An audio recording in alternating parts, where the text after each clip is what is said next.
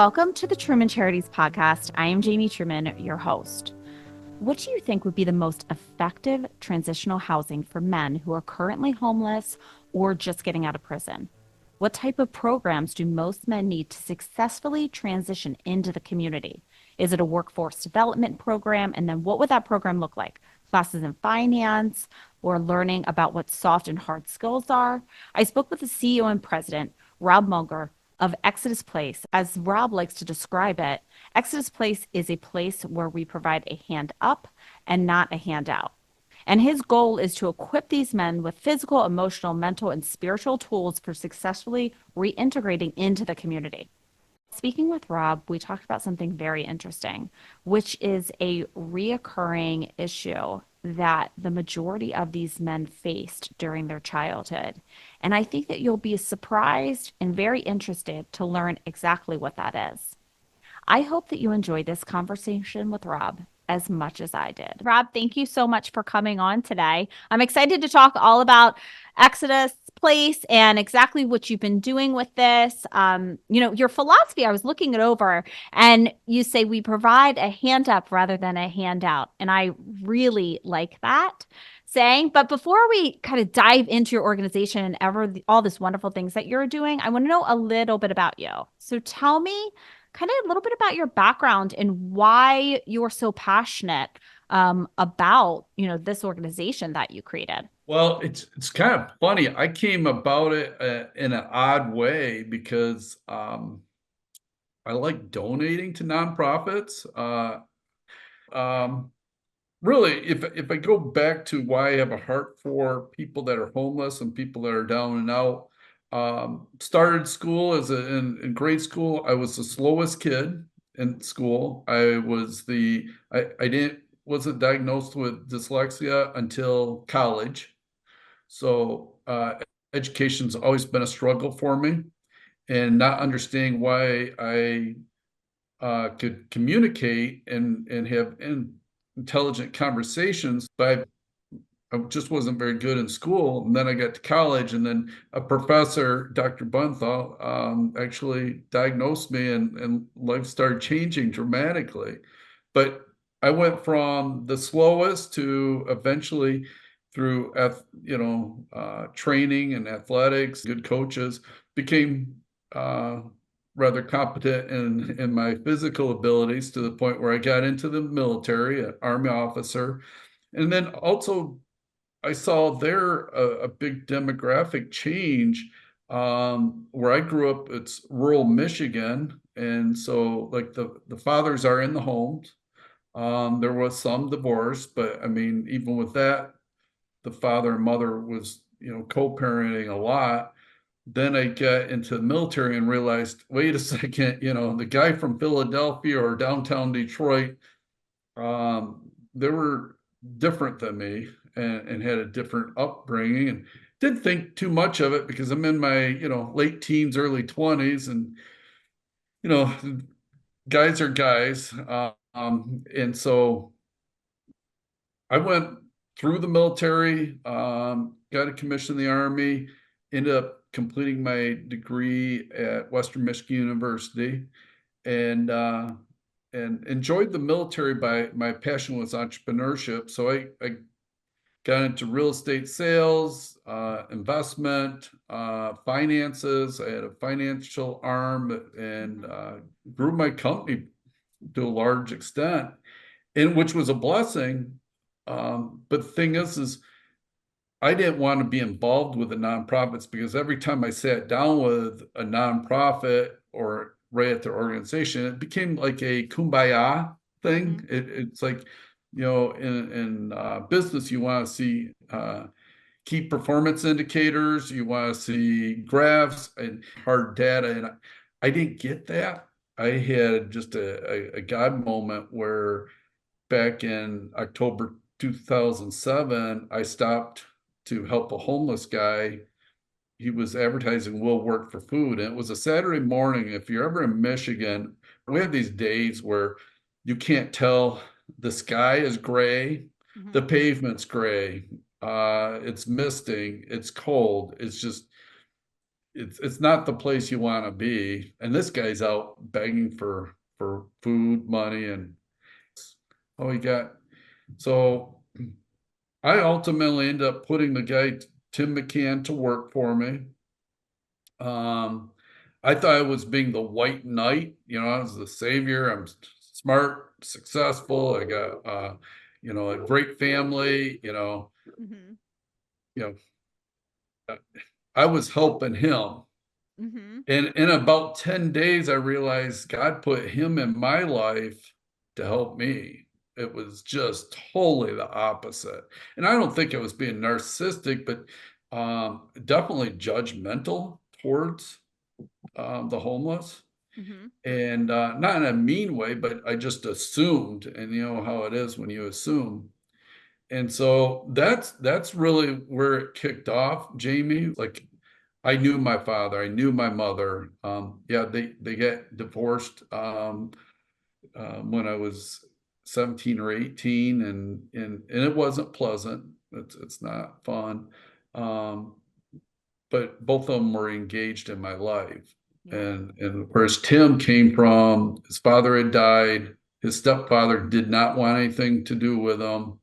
He went into, utilizing, pot and alcohol. And with pot, you got arrested back then. And Mhm. so he ended up with a felony. And then when he got out of prison, uh, 20 some years ago, nobody hired felons. I mean, the percentage was very, very low. And so he couldn't get a job, which then made him depressed, which then he drank and drugged. And so he kept in that cycle. And so with doing that cycle, he just couldn't get out of poverty. And that's where I really learned about everything as far as um, not everybody is given the benefits we're given.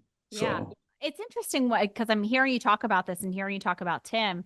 And as I've been doing this podcast and I talk a lot about this, and I've interviewed over 100 people at this point in different nonprofits from all different people, all different backgrounds. And that was the one thing that was reoccurring was this fatherless home, that there wasn't a lot of fathers that are involved. So that's kind of interesting that you kind of saw that as well. And I want to know, so you meet him, you hire him to work with you. What was he doing and what did you learn from him? You said that you learned a lot more from him than he did from you. So tell me a little bit about that. I put him up in housing. He didn't have any friends, and homeless people don't have vehicles to drive, which was new to me because I thought everybody, you turn 16 where I grew up, everybody had a car of some sort, whether it's borrowed or you owned it. And then so he was over at my home helping me and working with him. All of a sudden, my assumption was he was going to be lazy and not a hard worker. Hmm. He said, I'll work for food, but reality is I gave him housing and money. Um, but he was a hard worker and he was able to problem solve at a very high level. And and then his humor, great humor. And I'm like, wait a second, you're supposed to be lazy, not very smart, um, serious, or depressed. Um, it really was a prejudice towards the homeless, and realized that as a person, I didn't want to be that way. When I think really when you're prejudiced, when you learn um, information, you still hold on to a false information. Hmm. And so it really popped that for me. And all of a sudden I started having a relationship with him and learned he was very intelligent. He did have an addiction problem, which is dopamine. So with the drugs and alcohol and cigarettes. Um, and he shared with me, how he got there. people don't just end up homeless. That's the thing. And then they label homeless. Well, wait a second. They're a person. There was a backstory. So we got to go upstream and see what's happening. And that's what Tim did for me, is he opened up my eyes to um, what people are dealing with. And so if for me, my takeaway is I'm more passionate and compassionate towards people that are going through stuff, because before, I'm looking at numbers, I'm looking at executing in my business.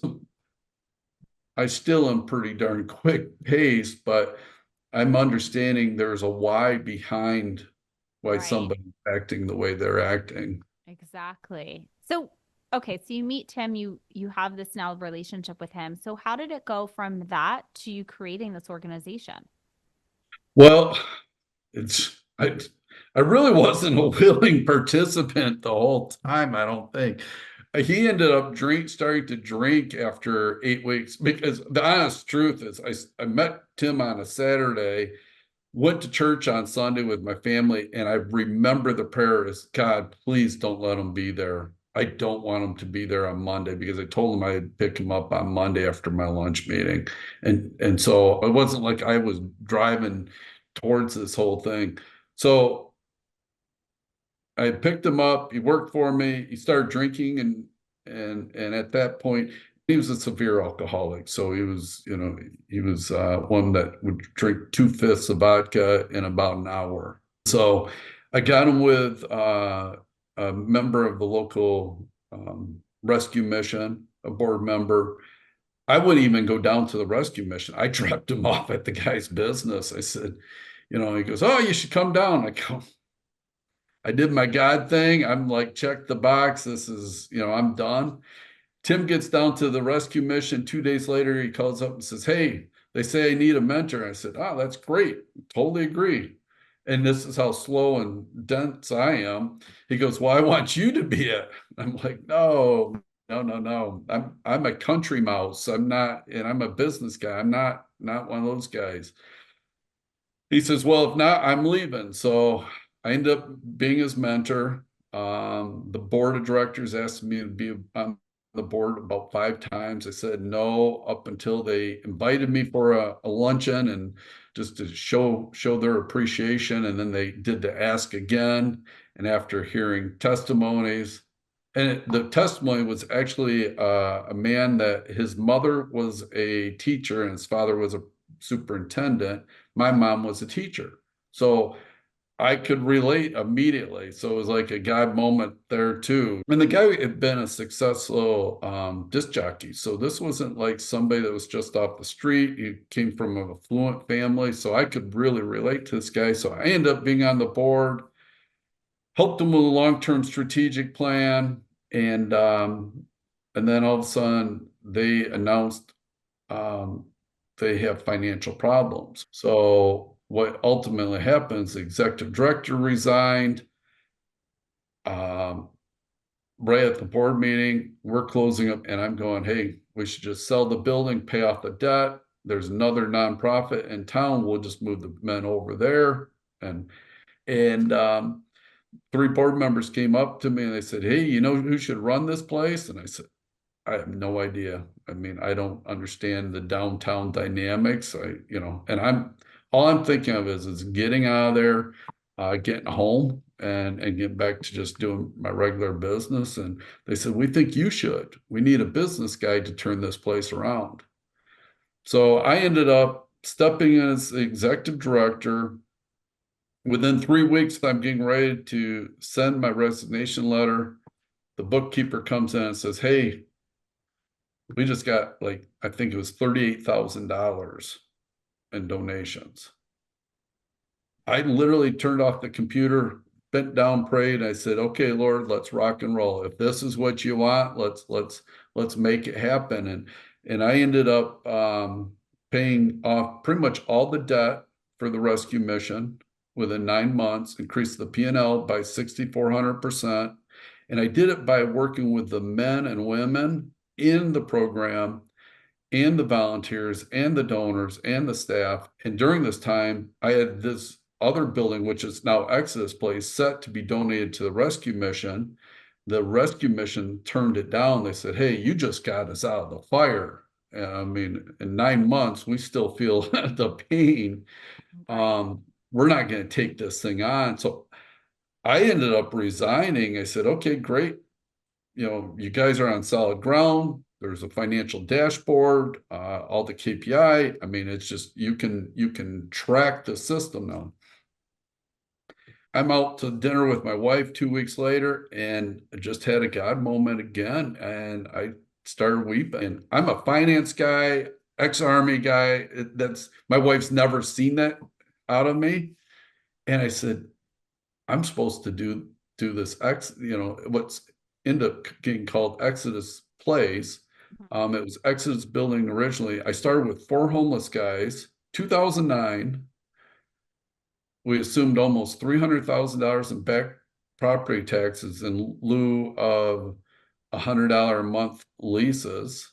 So we had the highest bankruptcy, highest foreclosure, highest unemployment of any time, and God put guys on my life to minister to. And so I started out with the 4 homeless guys. 2 of them were crack addicts, and 2 of them were severe alcoholics. We started something that was probably most likely going to fail if you looked at all the dynamics, but through teamwork and through a very clear business plan and execution and a branding of, we're going to hold on to a hand up instead of a handout. That's really what drove our vision and mission of Exodus Place.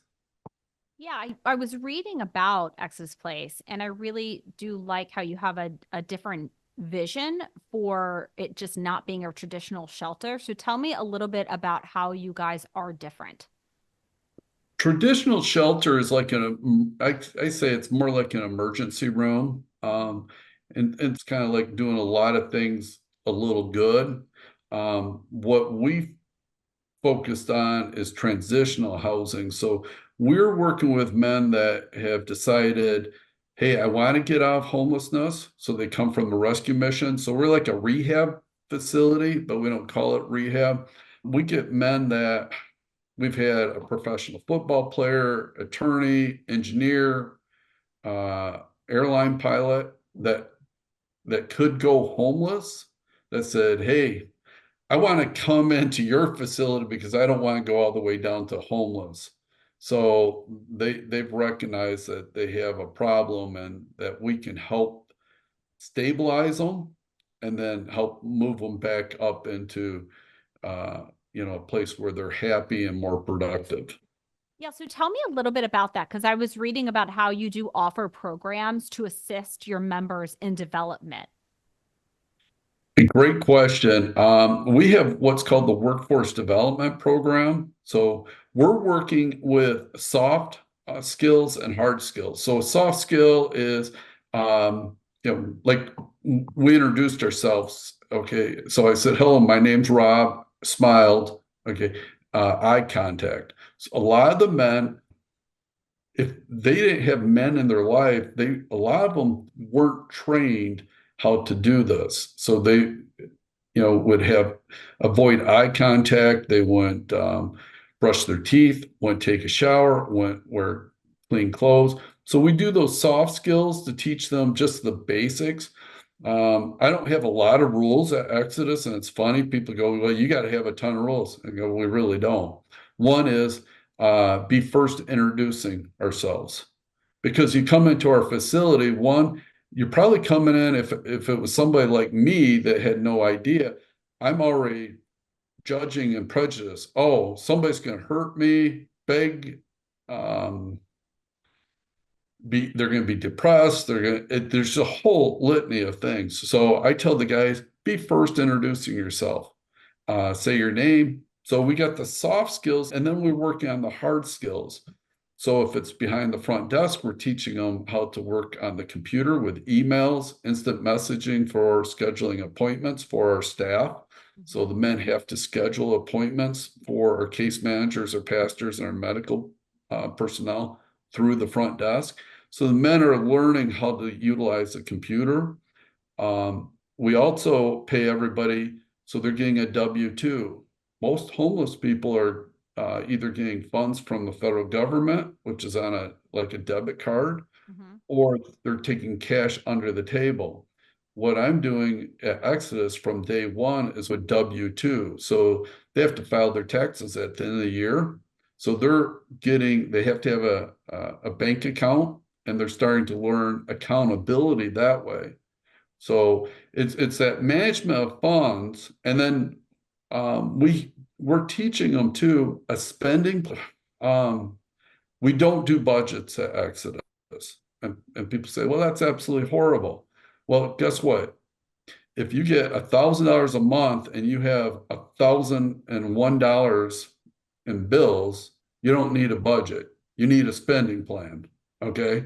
So spending plan is, hey, I gotta take care of my housing first, food. They typically get what's called a bridge card or a food stamps, medical, and then everything else, the luxury items is secondary. And then we have the kitchen that men work in. They have the maintenance department, and then they also have the janitorial department. So we're teaching them good skills, safety skills. So we have MyOSHA, which we're teaching them about like chemicals. You don't put full strength commercial Clorox or bleach into a spray bottle without diluting it, because that's harmful on the men.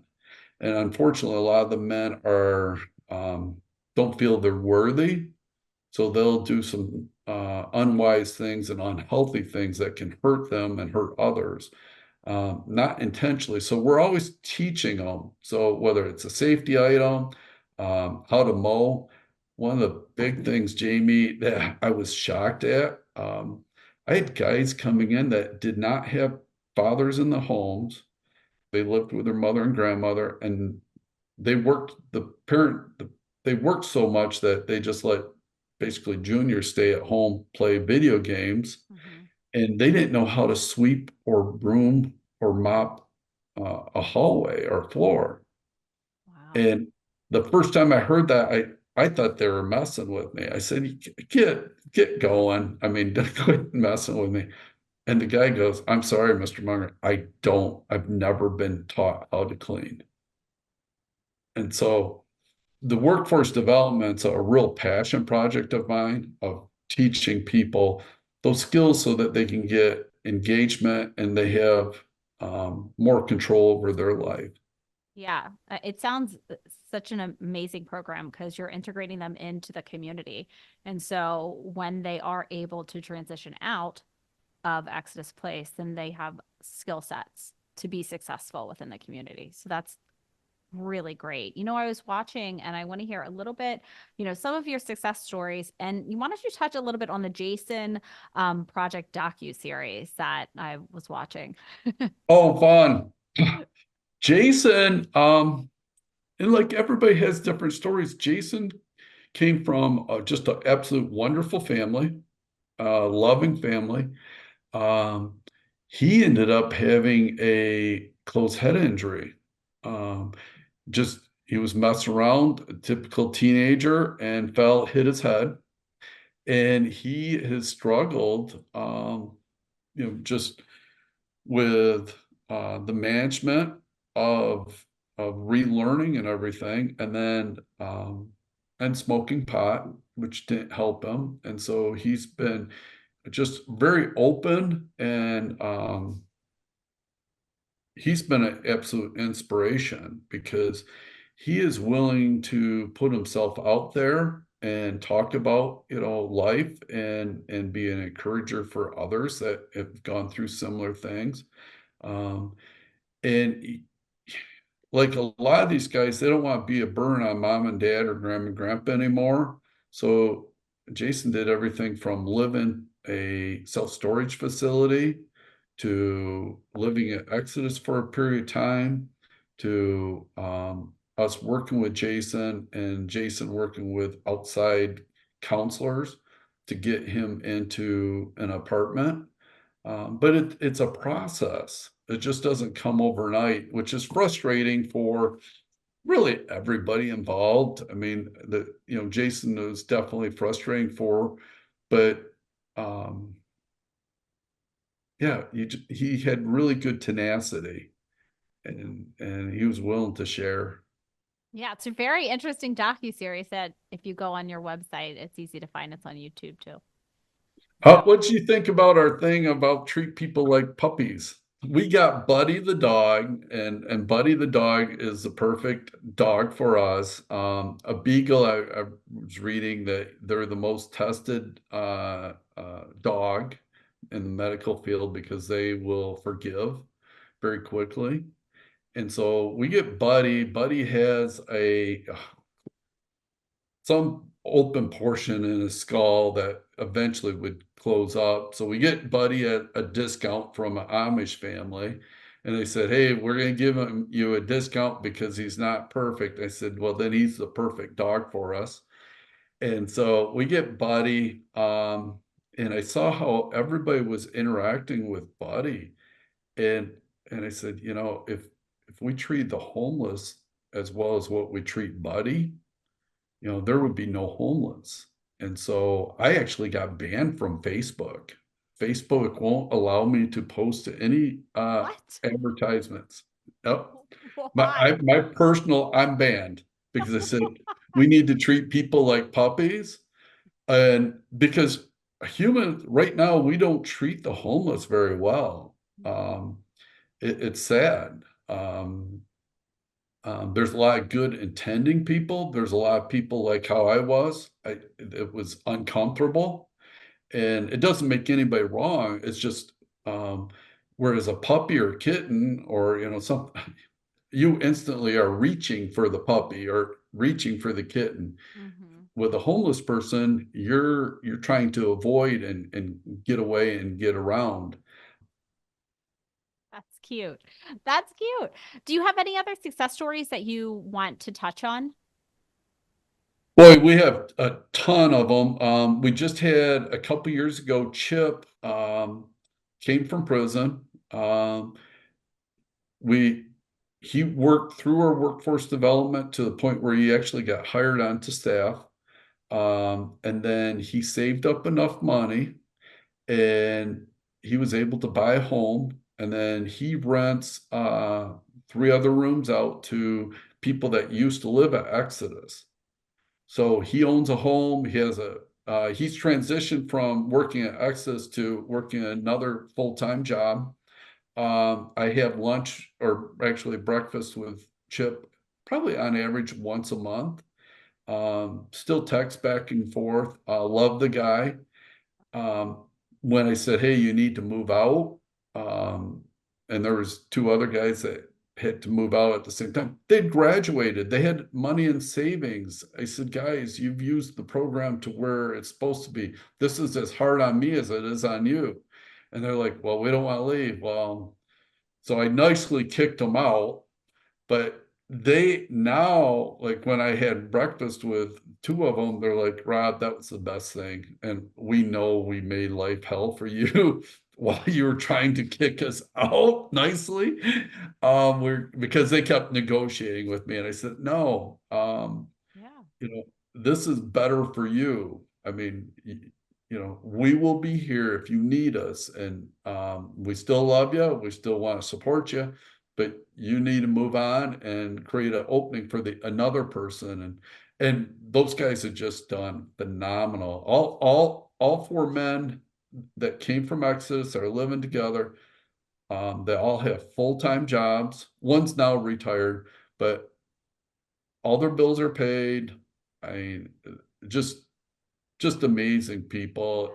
All three of them or four of them have, given me hugs and said, "Hey, without Exodus, we would probably be on the street." So I think if we just get four wins, we won. Absolutely. I love that. You lovingly kicked them out. Yeah. But I get it. You get comfortable and change is difficult, but usually it's good. right? It means you're growing, which is good, but can be scary at the same time. So how many men can you house at Exodus? Well, we could go up to 170 men. Wow. We've stopped it at 135. Okay. We have 38,000 square feet. Um, when we get past 135 men, it gets hard to manage, even if I add staff. So there's a law of diminishing return there. We're dealing with PTSD, bipolar, schizophrenia, alcoholism, drug addiction. Um, so we have a whole gamut. Then it's only men because of the bathroom situation. And we don't have bathrooms in each room. They're community bathrooms.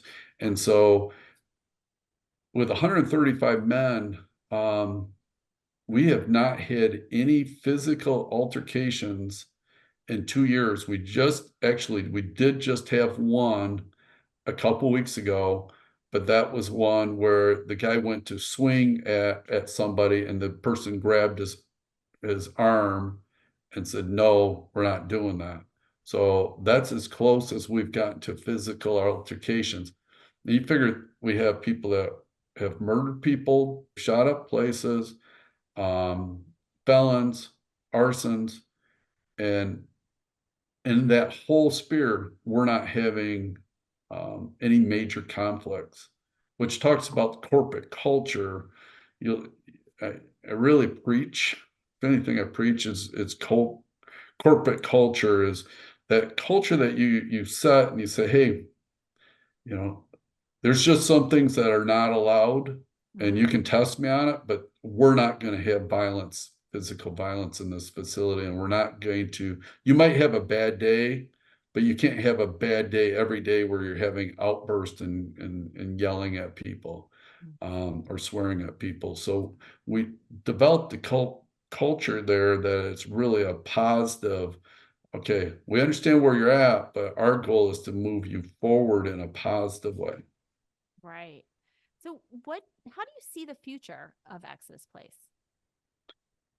Good question. We've looked at building multiple Exodus places, Mhm.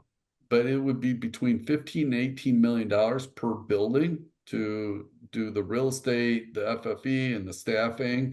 And so that's not a realistic goal. I've really looked at the Marriott chain and how they basically franchise. They'll have investors that will own a building, and then they'll move the systems in to run the facility and the name. And so what we're doing is we're doing a standard operating procedure, which we've been documenting for years, but we're working at putting in a system that we can share with other organizations. And they Mhm. don't necessarily have to call it Exodus Place, but they're our recidivism rate at Exodus is right at about 1%. So for most states, it's about 50%. Or so if a guy gets out of prison, half of them are going back to prison or to jail. Mhm. Um, with us, we're showing with our system, we keep guys out of prison, out of jail. And so I'm trying to document everything as much as possible, share a dashboard because we measure everything, so that another organization can say, okay, they're obviously doing something right. And I'm not saying in a conceited way, it's just these are the numbers. Right. And if we can share it with people, like in California, Seattle, um, Chicago, New York. New York does a good job. They just have a lot of people. But like San Francisco and Oakland, they're doing a horrible job there. Mhm. Um, Yeah, it, they are. it's a mismanagement, and it's a culture that the government is allowing, and it's not treating people with respect to give them ultimate freedom to steal and to get paid from the government just to do anything you want, and then to expect a good outcome. That Right. it just doesn't, like you said, you have a 3-year-old son. Yeah. Yeah, I mean, you give your 3-year-old $100 and drop him at, the grocery store. He's not going towards vegetables. He's going Oh, towards candy probably, or donuts, or at least I would have. yeah, Um, be $100 worth of candy. exactly. And so, and then we have guys that, are mentally struggling, Hmm. men and women and families mentally struggling. And so that's where that relationship, we're very, very relationship based at Exodus Place. So You know, we I want, I randomly was just thinking this when you were talking, and I just wanted to ask you. So, at Exodus Place, do you find that the men respond better to male staff, or does it not make a difference? Or is that something that you think about when you're hiring your staff? great question. Actually, we have more women than men Okay. at our facility, and it doesn't matter, what race you are. I mean, when people are in trouble, they don't care if you're black, white, Hispanic, Caucasian. I mean, it just um, it really comes down to relationship. So we have an avatar of who we're going to hire into Mhm. Exodus and what the requirements are and their behavior and pretty much you know what So, they stand for. It's that personality. Uh, okay. they want somebody that's going to be consistent, that's going to care, and that's going to do something for them. Right. They've been let down too many times with um, the, the person that says, "Yep, yep, yep, yep," and as they're saying, "Yep, yep, I'm going to help you," they're not even looking at the man anymore or the person. They're already looking beyond that person. They're not going to help that person. The guy that's homeless, they're not stupid. They're going, "This guy's just blowing me off." Um, the rescue missions focus a lot around John 3:16, as with Christ coming to earth. Well, we focus on John 3:17. They need to, people need to read just a little bit more. Christ came to not judge us, but to love us and to have a relationship with us. So we focus on, hey, we're not going to judge you. We're going to have a relationship with you. And so our focus is constantly in that area. I mean, so our staff is always looking for the person that's going to care and then actually help a person. And that's the key outcome I'm always looking for is don't tell them you have empathy towards them, actually do something for them because then there's a relationship and you'll build up a relationship. Mhm. I love your organization because it's one of those that isn't just kind of putting a band-aid on something. It really is trying to help these men acquire workforce skills where they can move on and go into the community and be successful. So I really love what you've done. And I want you to tell us how can people, either get involved, either donate or volunteer, or how can people get involved within your organization? The best place, like you did, you went to our website, so exodusplace.org. Um, you know, if you have questions, please fill out like contact information. Mhm. I always respond, so or one of my staff will respond. As far as volunteering, um, we have a volunteer coordinator, Heather, and she does just a phenomenal job of working with people. And then we have people, our facility, because we have some pretty severe, crimes that have been committed. We are a little bit more restrictive than, let's say, going and volunteering at a church or volunteering as, a school has to be restrictive of the person coming. We have to be careful that our men are, not getting triggered or around somebody, and so we have to be careful, really Right. more for the men. And so we have volunteer for making breakfasts, dinners, lunches, donating clothes. We have some construction projects that we have people work on, and then donating money. Inflation this year, the last 2 years, our budget's just been blown completely out of the water. And I am not one that asks for money a lot because we have a hybrid system. The guys have to pay something to be there. So we're not 100% donor funded.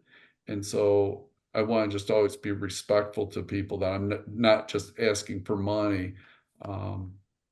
But money's more critical now with inflation. That's just reality. Absolutely. Yeah, everyone I talk to says the same thing. It's been pretty tough the past few years. Absolutely. So before I let you go, is there anything that we haven't covered that you want someone to know? Well, I would say if anybody's looking at getting involved with somebody that's homeless, is go about it of looking at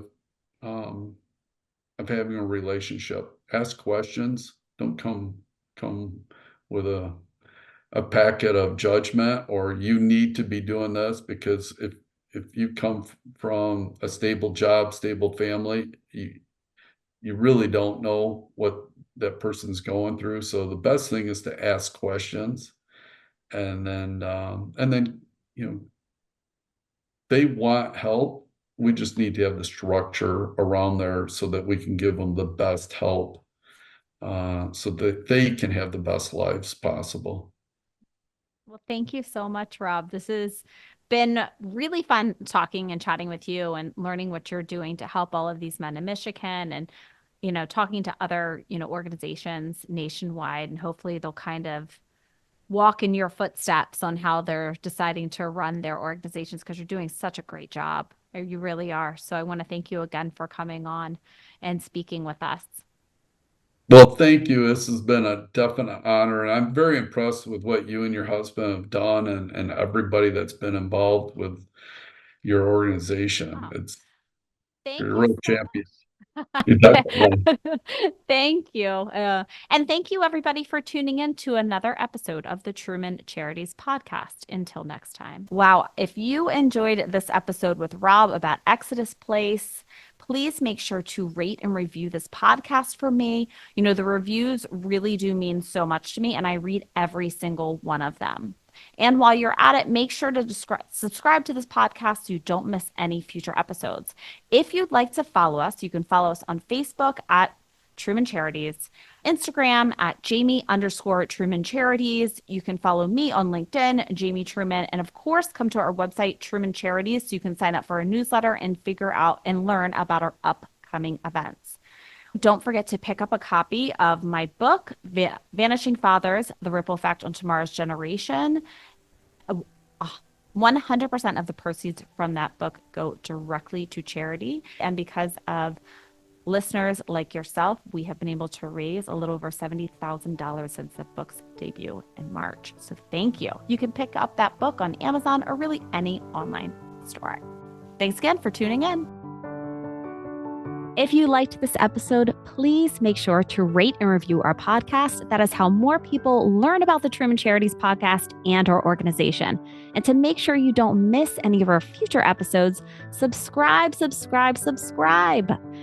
If you'd like to follow Truman Charities, you can follow us on Facebook at Truman Charities, Instagram at Jamie_Truman Charities, and check out our website, trumancharities.com.